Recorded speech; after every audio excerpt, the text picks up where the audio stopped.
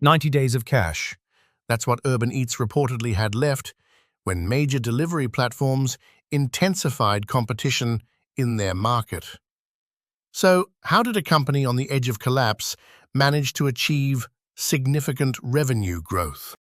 And the move they made, when the money was running out, their own board is said to have called it reckless. It turned out to be a pivotal decision for the business. This is Moat and Margin. Urban Eats generates income through three main channels. First, they take a commission on every order processed through their platform, typically between 15 and 25%.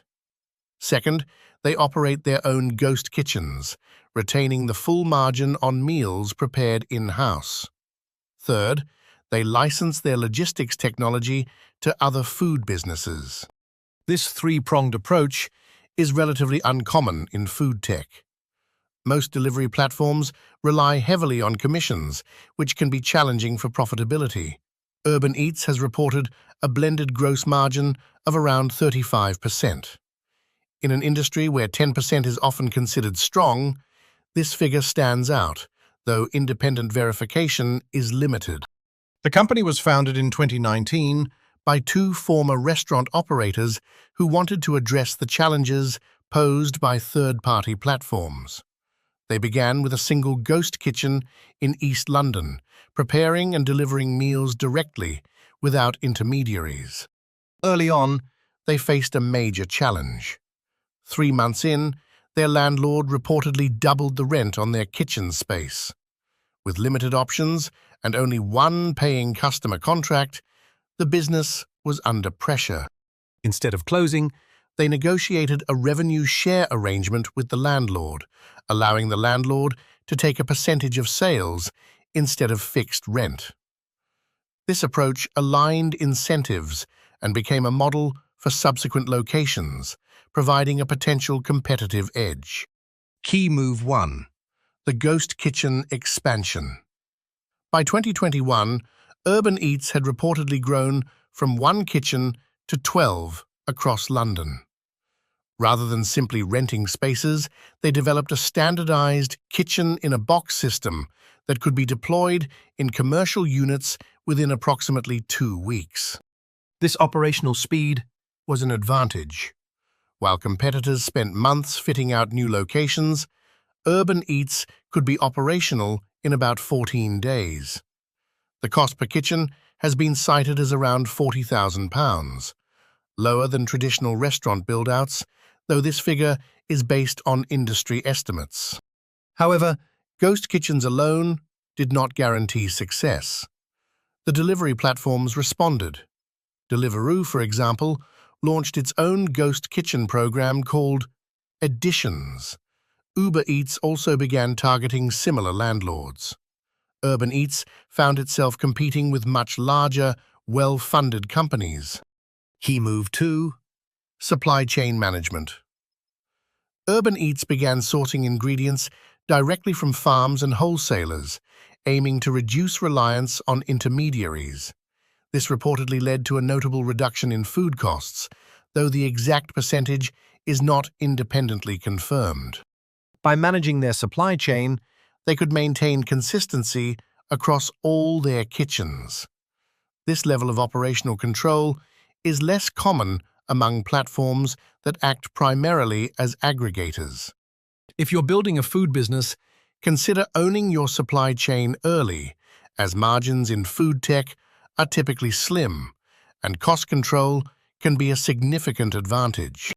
The company then faced another major challenge.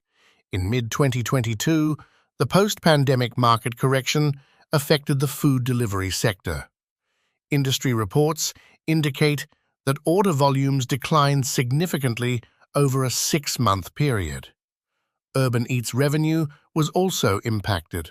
Their reported monthly burn rate was substantial, and with funding running low, the company faced difficult decisions. Some investors reportedly favored further investment, while others considered winding down operations.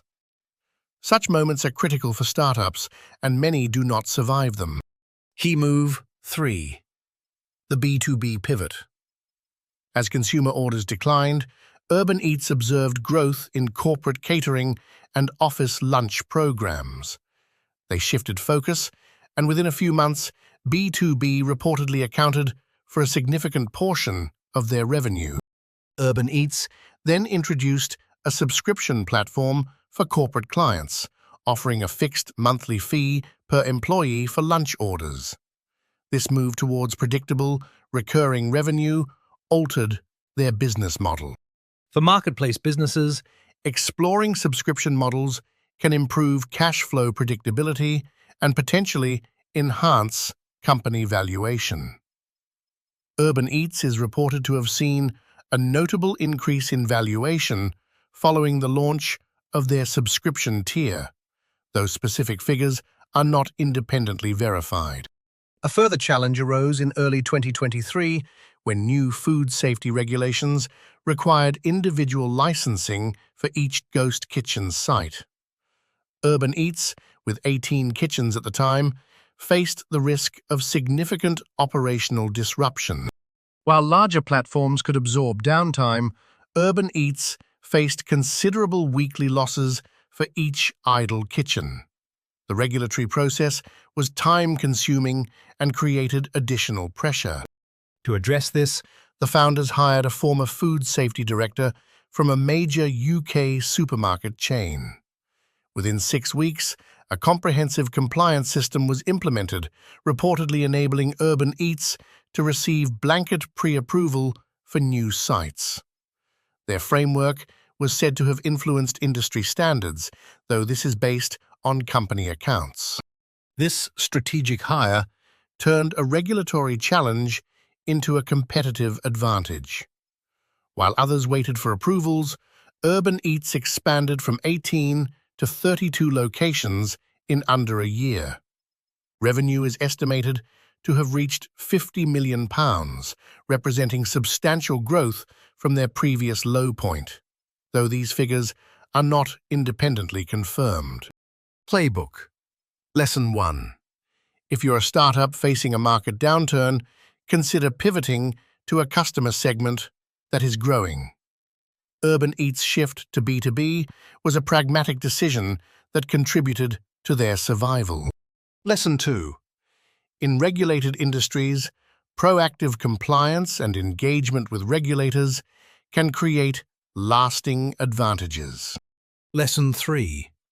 For marketplace businesses, adding operational layers you control can make it more difficult for competitors to replicate your model.